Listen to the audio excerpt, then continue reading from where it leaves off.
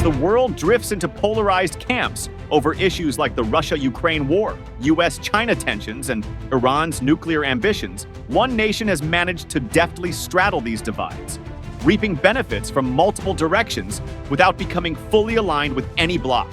India's strategic neutrality, or strategic autonomy, as Indian policymakers term it, has allowed the country to forge profitable partnerships with both Western and non-Western powers, creating a distinctive diplomatic and economic niche. While many countries face the difficult choice of alignment in today's geopolitical climate, India is breaking the mold, positioning itself as a vital player in an era defined by shifting power balances. India's approach has drawn considerable attention in recent years, especially in light of its active participation in groups like BRICS, the Shanghai Cooperation Organization, SCO, and the Quadrilateral Security Dialogue, Quad. Despite the ideological contradictions these alliances represent, remarkably, India has not only retained strong ties with Russia, benefiting from cheap oil imports, but has also strengthened partnerships with the United States, European Union, and even non-aligned nations like Iran. This balancing act has paid substantial dividends, enhancing India's geopolitical influence while driving economic gains across diverse sectors. How is India capitalizing on this neutrality, and where might this lead on the global stage?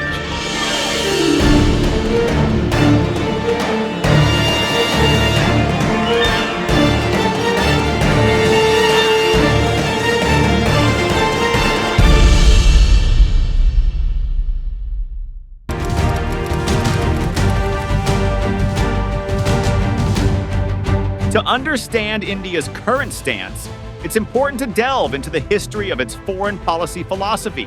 Since gaining independence in 1947, on this historic day, when India takes her place as a free and independent dominion in the British Commonwealth of Nations, India has pursued a policy of non-alignment, a strategy laid out by its first Prime Minister, Nehru, as a means of maintaining autonomy in a world dominated by Cold War politics. India's membership in the non-aligned movement solidified this approach, allowing it to remain outside the ideological battle between the United States and the Soviet Union.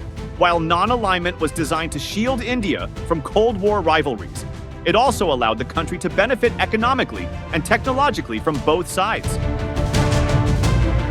In the post-Cold War world, this philosophy morphed into a more pragmatic approach called strategic autonomy, aimed at enabling India to pursue its national interests without being beholden to any one power bloc. This legacy of balancing relations, while evolving over time, remains a guiding force in India's foreign policy today, particularly in its dealings with the West and emerging powers like Russia and China. हमारी विविधता और multipolarity में हमारा दृढ़ विश्वास हमारी ताकत है। हमारी यही ताकत और मानवता में साझा विश्वास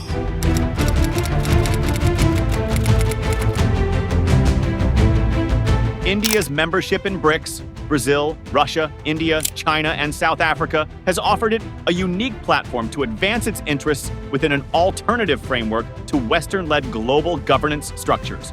The recent BRICS summit underscored the bloc's rising clout as it welcomed new members and promoted itself as a counterbalance to Western financial and political influence. However, India's participation in BRICS is not an ideological alignment, but a pragmatic partnership that serves specific strategic and economic interests. Through BRICS, India maintains a crucial line of engagement with Russia and China. This association allows India to signal its commitment to multipolarity while enhancing trade and security partnerships with nations across the global south. For example, India's long-standing military ties with Russia are essential to its defense infrastructure. Nearly 70% of India's military hardware is Russian in origin. Continued involvement in BRICS enables India to safeguard these critical supplies, even as Western powers increase their pressure on Russia. Moreover, BRICS affords India the opportunity to cultivate influence in the Middle East and Africa. Recent expansions to include Egypt, Ethiopia, and the UAE are particularly beneficial to India, given its extensive trade relationships in these regions. The UAE, for instance, is one of India's most significant trading partners, while Ethiopia is a key ally in Africa. These relationships not only diversify India's economic ties, but also help it build diplomatic leverage in areas where Western influence has traditionally been dominant.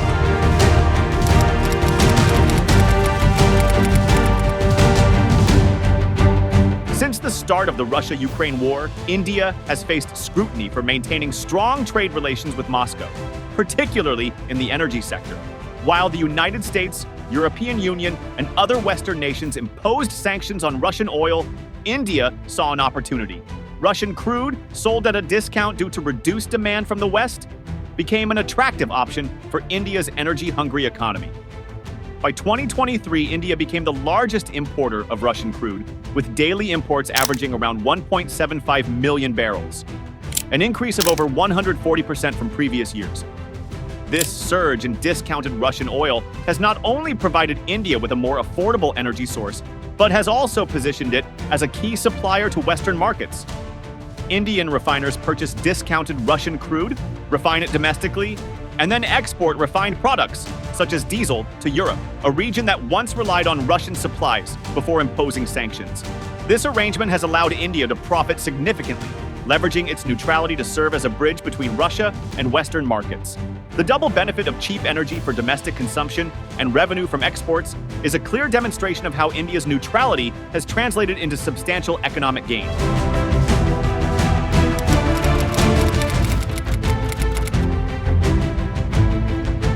India's growing role in the Quad, alongside the United States, Japan, and Australia, might seem contradictory given its ties with BRICS. However, India's participation in the Quad aligns with its objective to counterbalance China's increasing assertiveness in the Indo-Pacific region. The Quad represents a strategic partnership that allows India to cooperate on shared security concerns, particularly in maritime security, without compromising its independent stance. The Quad has opened doors for defense and technological cooperation with the US and Japan, bringing India into closer alignment with Western powers in the Indo-Pacific. For example, the US-India defense relationship has expanded through initiatives like the Basic Exchange and Cooperation Agreement and the Communications Compatibility and Security Agreement, which facilitate intelligence sharing and interoperability. Furthermore, through the Quad, India strengthens its security network in the Indo-Pacific without overtly aligning against any specific nation, an approach that maintains its neutrality while benefiting from Western security resources.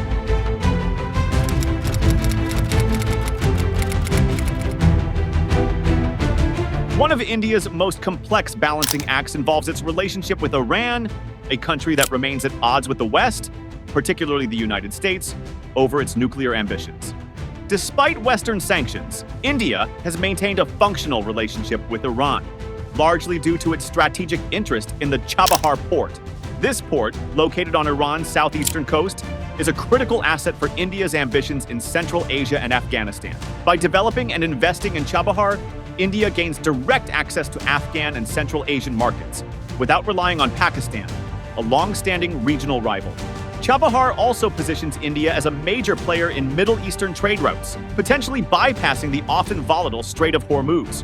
The port's significance grew particularly after India and Iran established the International North-South Transport Corridor, INSTC, a multimodal network that reduces travel time for goods transported between India and Europe by nearly 40%. This partnership allows India to influence the regional power dynamics and positions it as a stabilizing force in the region, a role that the West has neither condemned nor fully endorsed, showcasing the diplomatic finesse with which India navigates these relationships.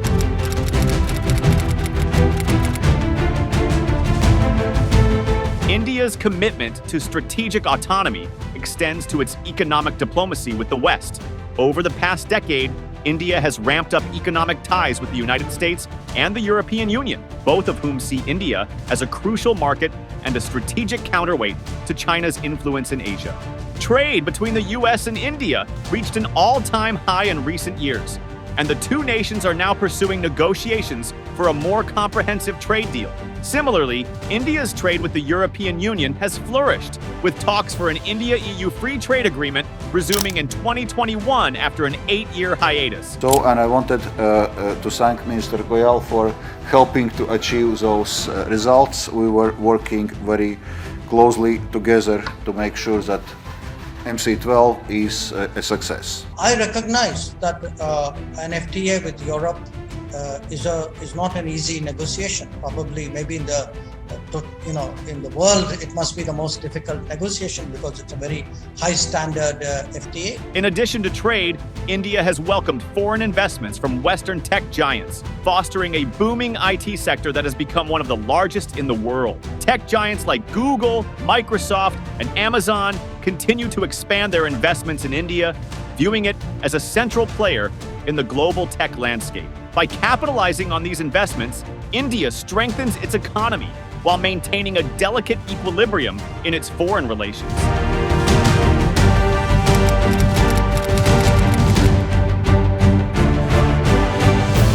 While India's neutrality has yielded numerous benefits, it also brings challenges and risks. The country's relations with China remain tense due to border disputes and competing interests in South Asia and the Indian Ocean. Although the recent BRICS summit saw India and China signal a temporary easing of tensions, the fundamental disagreements remain unresolved. The enduring alliance between China and Pakistan, a nation with which India has historically fraught relations, complicates India's security calculus. Furthermore, India's decision to purchase Russian oil and maintain close ties with Moscow has led to periodic friction with Western allies. The US, in particular, has urged India to limit its dependence on Russian arms and to align more closely with Western strategic objectives. While India has so far managed to keep the US on side through strategic cooperation in the Indo-Pacific, pressures are likely to increase as the geopolitical climate intensifies. Another potential challenge lies in the growing expectation that BRICS might evolve into a counter-West alliance. If the group eventually adopts an overtly anti-West stance, India may find it harder to justify its membership without damaging its relations with the US and Europe. For now, India's participation in non-controversial BRICS initiatives, such as climate change and health, helps maintain a delicate balance. But this balancing act may prove difficult to sustain if BRICS's orientation shifts in the future.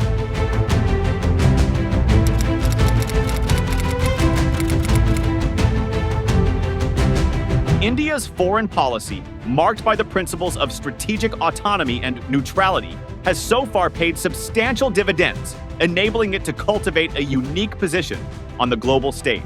From discounted energy imports and profitable trade routes to influential roles in multilateral forums like BRICS and the Quad, India has capitalized on its neutrality to strengthen its economy and enhance its geopolitical leverage. However, the challenges associated with maintaining this balance are mounting, particularly as global divisions deepen. As India rises, questions loom about whether its strategy of balancing opposing alliances can be sustained. Will India continue to benefit from its neutrality, or will it eventually be forced to choose sides? While it is difficult to predict the future, India's adeptness at navigating complex alliances has, for now, allowed it to profit from its strategic autonomy. As long as India remains nimble, its balancing act could well become a sustainable strategy, positioning it as a stabilizing force and an influential player in an increasingly polarized world. Thank you for tuning into our channel. If you enjoyed the video, please remember to like, share it with your friends, and subscribe to our channel for more in-depth analysis of global issues.